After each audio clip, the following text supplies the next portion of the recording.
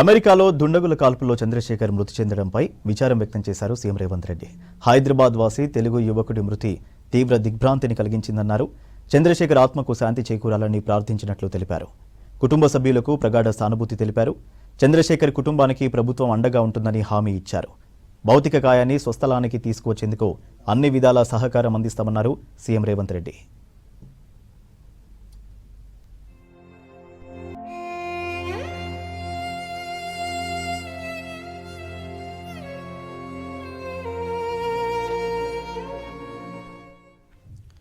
Hyderabad మీర్పేట్లోని teachers కాలనీకి చెందిన పోలే చంద్రశేఖర్ అమెరికాలో గ్యాస్ ఫిల్లింగ్ స్టేషన్లో పనిచేస్తున్నారు. గురువారం రాత్రి డ్యూటీ చేస్తుండగా నల్లజాతీయుడు జరిపిన కాల్పుల్లో చంద్రశేఖర్ మృతి చెందారు. ఆయన మృతితో కుటుంబ సభ్యులు మీర్పేట్లో తీవ్ర విషాదం నెలకొంది.